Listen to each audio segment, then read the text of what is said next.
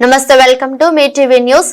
Tadepalli palace లో కూర్చొని ఈ వీడియో చూడు. ఆంధ్రప్రదేశ్ ప్రభుత్వం తరపున హోమ్ మినిస్టర్ అనిత గారు చెప్తున్నారు. ఈ రాష్ట్రంలో కొత్త ప్రభుత్వం వచ్చిన తర్వాత జరిగింది 4 రాజకీయ హత్యలు.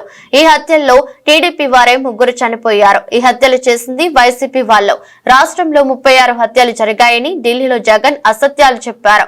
హత్యకు గురైన వారి పేర్లు అడిగితే జగన్ చెప్పలేకపోయారు. నేషనల్ మీడియా అడిగితే చెప్పలేకపోయారు. అసెంబ్లీకి వచ్చి హత్యకు గురైన 36 మంది పేర్లు చెప్పే దమ్ము జగన్ కి లేదా? అసెంబ్లీకి వచ్చి అడగకుండా ఢిల్లీలో మాట్లాడితే ఏం లాభం? రాష్ట్రానికి పెట్టుబడులు రాకుండా జగన్ కుట్ర చేస్తున్నారు. పరిస్థితి ఏంటంటే ఇప్పుడు వైఎస్ఆర్సీపీ పార్టీ వాళ్ళు సానుభూతి పనుల మీద దాడులు జరుగుతున్న విషయం వాస్తవమేనా అని చెప్పి వాళ్ళే క్వశ్చన్ అడిగి ఈరోజు వాళ్ళే ఈ క్వశ్చన్కి సమాధానం తీసుకోవడానికి రాలేకపోవడం అన్నది చూస్తూ ఉంటే అక్కడే వాళ్ళ తాలూకా డొల్లతనం అనేది చాలా క్లియర్గా కనిపిస్తుంది అధ్యక్ష. ఎందుకంటే అధ్యక్ష, ఉత్తరాంధ్రలోని ఒక సామెత ఉంటుంది అధ్యక్ష. అది ఇక్కడ చెప్పొచ్చో చెప్పకూడదో తెలియదు, కానీ తప్పు అయితే క్షమించండి, తప్పు అయితే రికార్డులను తొలగించండి, తప్పు కాకపోతే మాత్రం ఉంచండి అధ్యక్ష. మొగుడిని కొట్టి మొగసాలు ఎక్కిందట, ఇలా మాట్లాడతారు అధ్యక్ష ఉత్తరాంధ్రలోని కూడా. ఎందుకంటే కొట్టేసి ఎక్కడ దాక్కుంటారనమాట. వీళ్ళ పరిస్థితి ఎలా ఉందంటే అధికారం కోల్పోయి 11 సీట్లకే పరిమితం అయినప్పటికీ కూడా తిరిగి వచ్చి టీడీపీ కార్యకర్తల మీదే దౌర్జన్యాలు చేసి టీడీపీ కార్యకర్తలని చంపి మళ్ళా పైగా వాళ్ళ మీద ఏవో దాడులు జరిగిపోతున్నాయి, వాళ్ళ తాలూకా వాళ్ళు ఎవరు చంపేస్తున్నారని చెప్పి ఇక్కడెక్కడా ప్లేస్ లేనట్టుగా ధర్నా చేయడానికి ఢిల్లీ నడివీధుల్లోకి వెళ్ళి కూర్చొని మేము ధర్నా చేస్తామన్నా 11 మందితో వెళ్ళి కూర్చొని ధర్నా చేయడం అన్నది చూస్తూ ఉంటే చాలా విడ్డూరంగా అనిపిస్తుంది అధ్యక్ష. ఎందుకంటే ఈ మాట చెప్తున్నాను అధ్యక్ష, లాస్ట్ 5 సంవత్సరాలు అంటే మొన్న గవర్నమెంట్ వచ్చింది, అతను టీడీపీ ఎన్డీఏ కూటమి వచ్చిన తర్వాత నుంచి ఈ రోజు వరకు పొలిటికల్ హత్యల్లో ఒక 4 హత్యలు జరిగితే ఆ 4 హత్యల్లో 3 తెలుగుదేశం పార్టీ కార్యకర్తలనే చంపేసిన పరిస్థితి కూడా మనందరికీ కూడా తెలుసు అధ్యక్ష.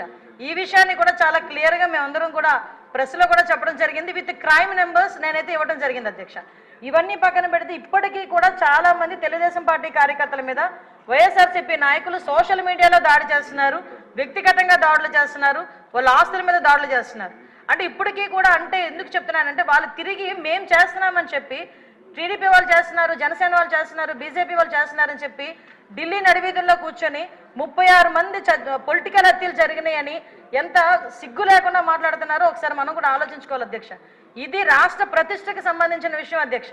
ఈరోజు 45 రోజుల్లోని ఒక ప్రతిపక్ష హోదా కూడా లేని ఒక ఎమ్మెల్యే, ఒక ప్రతిపక్ష సంబంధించిన ఎమ్మెల్యే ఢిల్లీ దగ్గరికి వెళ్ళి 36 హత్యలు రాజకీయ హత్యలు జరిగినాయి అంటే ఢిల్లీ మీడియా అడిగింది 36 మంది పేర్లు ఉన్నాయా అని అడిగితే కనీసం పేర్లు కూడా చెప్పడానికి ఇష్టపడక, పేర్లు లేవు కాబట్టి చెప్పలేక పక్కకి వెళ్ళిపోయే పరిస్థితి. ఈరోజు మేము అడుగుతున్నాం, అరే 36 హత్యలు జరుగుతున్నాయని అడుగుతున్నావు, ఎక్కడికో వెళ్ళి మాట్లాడుతున్నావు, అసెంబ్లీ సమావేశాలు జరుగుతున్నాయి అక్కడికి వెళ్ళి ధర్నా చేసావు. ఈ రోజు ఇక్కడికి ఆల్రెడీ నువ్వు అమరావతి వచ్చావన్న సంగతి ఇక్కడ మా అందరికీ తెలుసు. ఈ రోజు వచ్చి అసెంబ్లీలో కూర్చొని ఆ 36 మంది వివరాలు ఇచ్చే దమ్ము లేదా నీకు? ఈరోజు ఆ 36 మంది వివరాలు మాకు ఇచ్చి దాని మీద ఎంక్వైరీ చేయించుకునే దమ్ము లేదా నీకు? ఈరోజు అసెంబ్లీ సాక్షిగా అడగాల్సిన వాటిని పక్కన పెట్టుకొని ఎక్కడో ఢిల్లీలోకి వెళ్ళి రాష్ట్ర ప్రతిష్టను దెబ్బతీసే విధంగా, రాష్ట్రం మీద రక్త మరకలు అంటినట్టుగా వాటి అన్నిటికీ కూడా ఫోటో ఎగ్జిబిషన్ ఒకటి పెట్టి దాన్ని చాలా ఏమార్చి అక్కడ వాళ్ళని ఏదో రకంగా పెట్టుబడులు రాకుండా, పరిశ్రమలు రాకుండా అడ్డుకోవడానికి ఒక కుట్రపూరితమైన వాతావరణాన్ని సృష్టించడానికి మాత్రమే చేస్తున్నాడు అధ్యక్ష. ఇతగారి తాలూకా నైజం కూడా చెప్పాలి అధ్యక్ష. అధికారంలోకి వచ్చిన తర్వాత 2024 అధికారంలోకి వచ్చింది అధ్యక్ష.